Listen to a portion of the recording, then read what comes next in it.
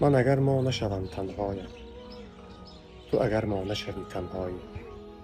السلام علیکم هموطنان گرامی، سخاوتمندان خیل‌آوران عزتمند. قریب 2 سال می شود در یک عائله دخترچه تولد می شود.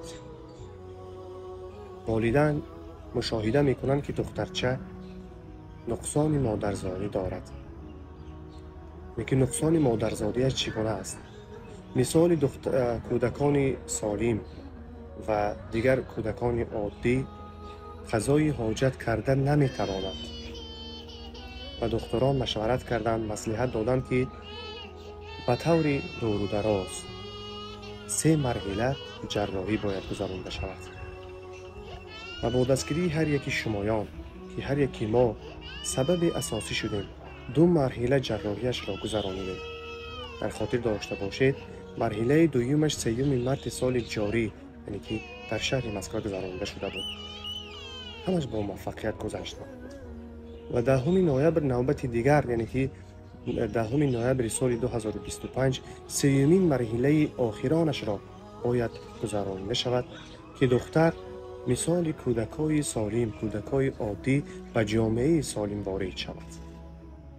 سلام علیکم اکایوم جان، ما مینداری خودمونه و مینداری اهل اویلمونه به شما و کلی شجال میرسانیم. رحمت کلان که سخن ما را رد نکرده، مثال ما را دستگیری کردین. اولش الله مهربان شما سبب شدیم و مردم دستگیری کردن. خدا جان ای همه شما روزی باشد. علیکم مردم عزیز، امروز چیسلا 28 اکتبر سال 2025. از همه شما مینداری خدمت، مینداری اهل اویلم را بیان میکنم که به ما دستگیری کردید. ما اپراسیون دومی دخترچمون گذراندیم. اپراسیون دومی دخترچمون گذراندیم به همه دستگیری شما. اولش الله مهربان به شما سبب شده به ما دستگیری کرده. اکنون نصیب انشاءالله اپراسیون 3 دخترچه من را موندن سنه 10 نوامبر.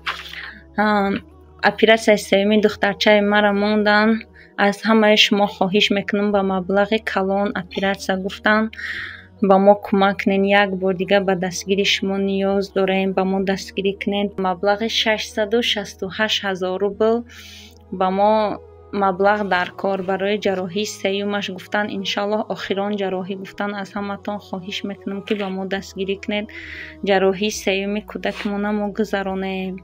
خداوند مهربان از هر یک تای شما راضی باشد. پروردگار مهربان چی خیر میکنین، چی مبلغ میگذرانین، چی دعاهای نیک میکنین در حق فرزند ما، پروردگار مهربان اجر و ثوابش شما نصیب کنه. التماس میکنم، خیلی وقت ما کم مانده است برای 10 نوامبر اپراسیون دختری مرا کردن.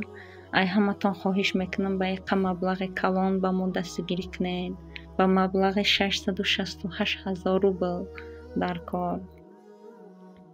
حالت دختری ما خیلی وزبین است. اینم خیلی حال قطعی، فقط ما اوجه 1-2 سال شد همین خیلی میکنیم شد.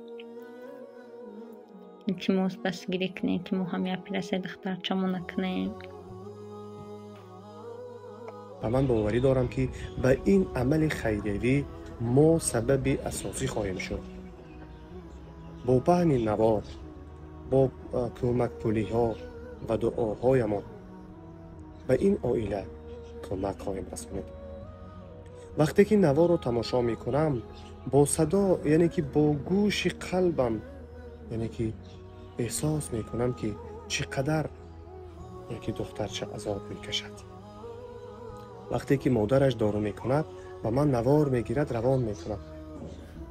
ببینید من همان نوار را به شمایان پیشکش میکنم. مشقت والدین، مشقت خود کودک اگر با دقت اهمیت دهیم اون را ما احساس میکنیم. برای چی؟ جامعه خود باید همین خیلی باشد که چقدر که بین یکدیگر درد داشته باشیم ما باید احساس کنیم، درد را بین یکدیگر تقسیم کنیم، مصیبت را تقسیم کنیم. پس این نامیده می شود یک جامعه سالم. دوستان گرامی، مطمئن هستم که ما میتوانیم، برای اینکه دل نرم داریم. مردم تاجیک، ملت تاجیک دل نرم دارد. دوستان گرامی، کمک خود را دریغ ندارید. خواهش میکنم برای خوشبخت شدن این عائله ما سبب اساسی باید شویم.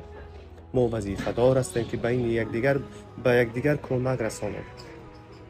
دوستان گرامی، به هر یکی شما سربلندی موفقیت ها خواهانم. خدا نگهبان ما و شما. تشکر.